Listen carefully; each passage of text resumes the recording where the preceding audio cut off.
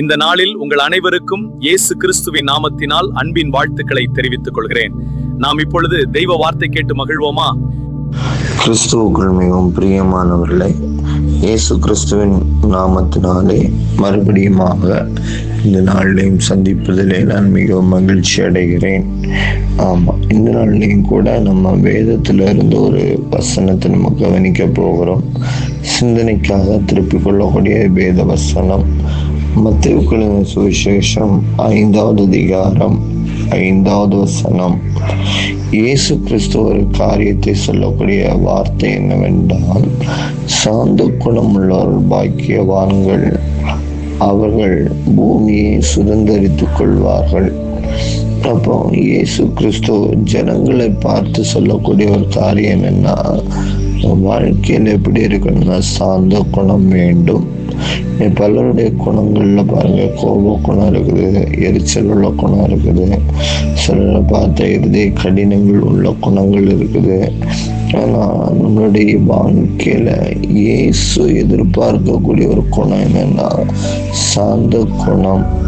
ஏன்னா நம்ம வாழக்கூடிய கடைசி காலத்துல நம்மளை எதிர்க்கிறவங்க பலர் இருக்கிறாங்க, நம்மளை அவமானப்படுத்துறவங்க பலர் இருக்கிறாங்க, நம்மளை வேதனைப்படுத்துறவங்க பலர் இருக்கிறாங்க.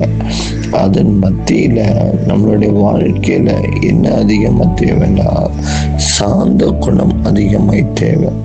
அதான் சாந்தமாய் வாழ்கிறது, அமைதியாய் இருப்பது.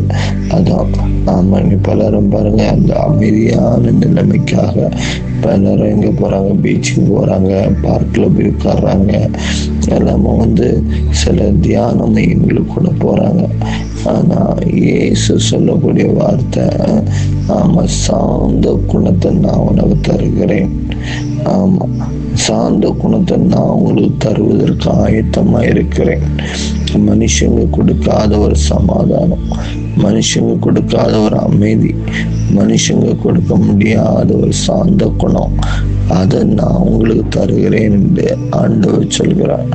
அதற்காக தான் அவர் இயேசு கிறிஸ்து நமக்காக அவருடைய குணத்தை, அவருடைய சுவாபத்தை, அவருடைய நினைவுகளை நமக்கு தருவதற்காக தான் அவர் என்ன செஞ்சார்னா, மனுஷரால் அவமதிக்கப்பட்ட போதும், குற்றம் கண்டுபிடிக்கப்பட்ட போதும், பரியாசமாய் நிந்திக்கப்பட்ட போதும் அவர் என்ன செய்யல, யாரையும் வையவும் இல்லை, யாரையும் அவமானப்படுத்தவும் இல்லை, யாரையும் கேலி கிண்டல்கள் செய்யவும் இல்லை. அவர் சாந்த குணமாக தன்னையே என்ன செஞ்சாரு, ரத்த சிந்தப்படுத்துகிற நேரத்துல, ரத்தம் சிந்தப்படுகிற நேரங்கள்ல, அவமானப்படுகிற நேரங்கள்ல, சரீரம் உள்ளது காயப்பட்ட நேரத்துல நமக்காக சகலவற்றையும் அவர் சகித்து சாந்த குணமாக சிலுவையில நமக்கு காண்பித்து முன்மாதிரியாய் கொடுத்தார். அந்த சாந்த குணம் நீ நமக்குள்ள வேணும். நீ சிலுவையில் அறையப்பட்ட இயேசுவை சற்று யோசித்து பாருங்க, அவருடைய குணம் நமக்குள்ள இருக்குதா? அவரை அருகில இருக்கிறார். அவர் அருகில இருக்கும் பொழுது அவரை போல நான் இருக்கிறேன்னா சற்று யோசித்து பாருங்க.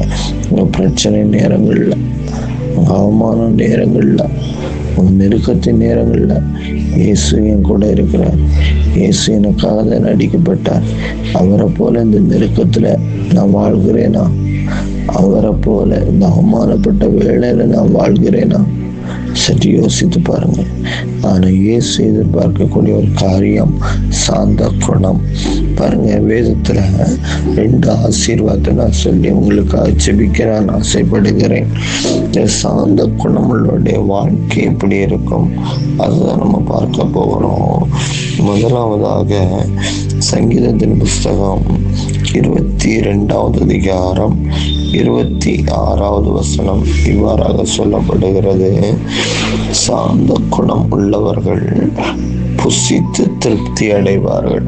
அல்லேலூயா. சாந்த குணமுள்ளவர்கள் என்ன செய்வார்கள்? புசித்து திருப்தி அடைவார்கள்.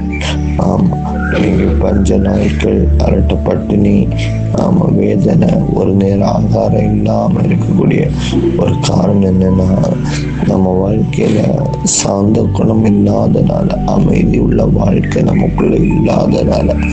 ஆமா, என்ன காணப்படுகிறதுனா பஞ்சம், பட்டினி, வறுமை, ஒரு நேரம் ஆகாரம். காரணம் என்னன்னா, நமக்குள்ள இயேசு விரும்பக்கூடிய அந்த சாந்த குணம் இல்லை. நம்ம சாந்த குணமாய் வாழ்ந்தோன்னீங்களா? ஆமா, நம்ம நிச்சயமா எப்படிப்பட்ட ஒரு பஞ்சகாலமா இருந்தாலும், எப்படிப்பட்ட அந்த நெருக்கத்தின் வேலையா இருந்தாலும், அந்த நெருக்கத்தின் வேலையிலும் கூட ஆண்டவர் உங்களுக்கு ஆகாரத்தை கொடுத்து புசித்து திருப்தி அடைய செய்வார். தாவீதுடைய வாழ்க்கையில வனாந்திரங்கள் இருந்தது. ஆமா, இந்த குடும்பத்தை விட்டு துரத்தப்பட்ட சூழ்நிலை காணப்பட்டது.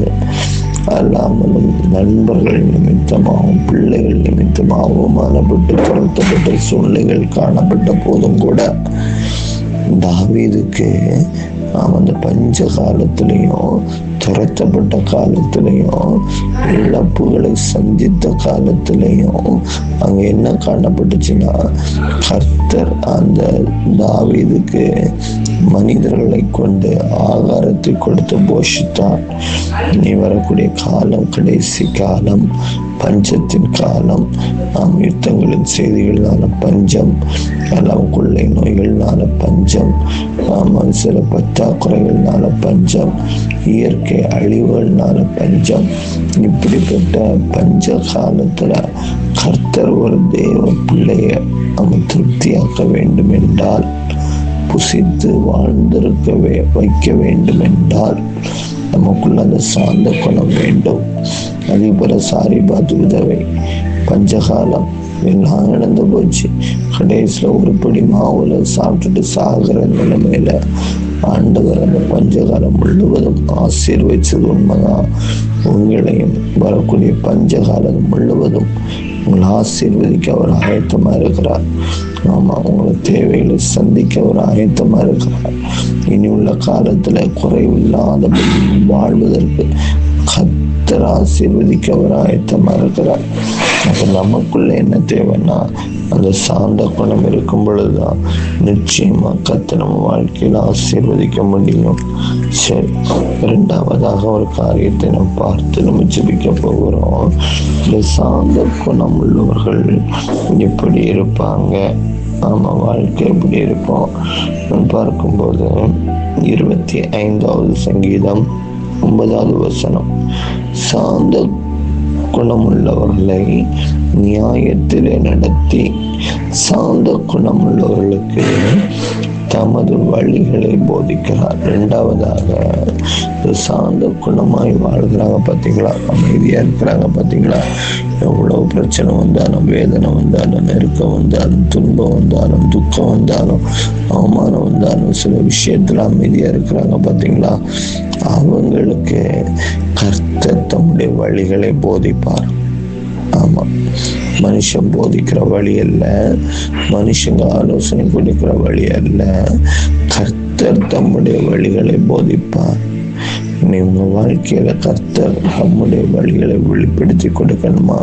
உங்க தொழில்ல, பிசினஸ்ல, குடும்பத்துல, ஊழியத்துல, கையின் பிரயாசத்துல, வருமானங்கள்ல, அந்த வழி அடைக்கப்பட்ட சூழ்நிலைகள்ல கர்த்தர் அந்த நேரத்துல உங்களுக்கு வழிகளை தெரிவிக்க வேண்டும் என்றால், நம்ம இயேசுவை போல சாந்த குணமுள்ளவங்களாக இருக்க வேண்டும்.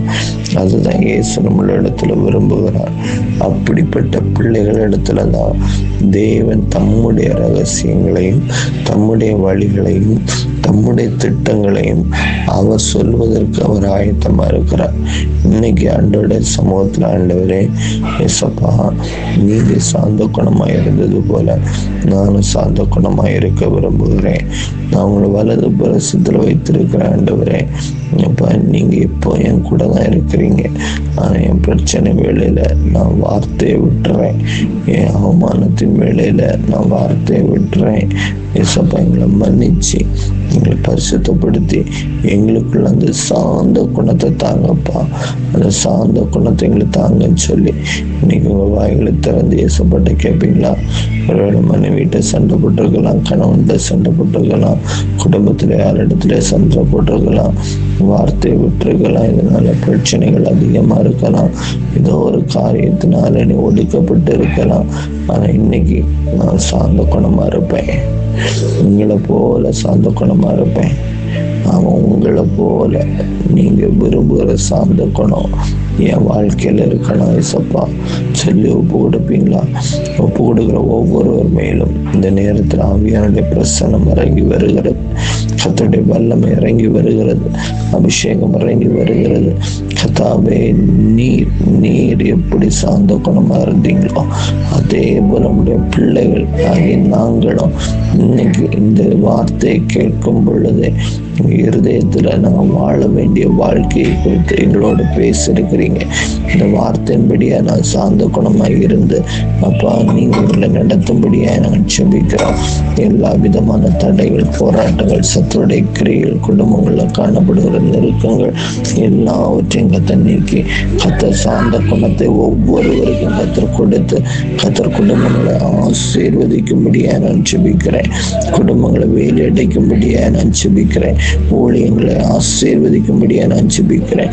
ஊழியங்களை வேலை அடைக்கும்படியா நான் செபிக்கிறேன். தொழில்கள், பிசினஸ்கள் எல்லாவற்றையும் கத்தரை புறப்படுத்த ஆசீர்வதிச்சு வேலை அடைப்பீராக. தேவைகள் எல்லாம் அந்த அன்றென்றுள்ள நாட்களுக்குள்ள தேவைகளை சந்தித்து குடும்பங்களை ஆசீர்வதிச்சு உயர்த்துவீராக. அப்படி செய்ய போறதற்காக நன்றி. வெறுமையாய் தாழ்த்தி நாங்கள் செபிக்கிறோம். ஜெபங்களை ஏற்றுக்கொள்ளும். வா, உங்க பிள்ளைகளை ஆசீர்வதியும். இயேசு கிறிஸ்து மூலம் ஜெபிக்கிறோம் ஜீவனுள்ள நல்ல பிதாவே, ஆமீன். என் ஆத்துமாவே கர்த்தரை ஸ்தோத்திரி, என் முழுமே பரிசுத்தநாமத்தை ஸ்தோத்திரி. என் ஆத்துமாவே கர்த்தரை ஸ்தோத்திரி, கர்த்தர் செய்த சகல உபகாரங்களை மறவாதே, ஆமீன்.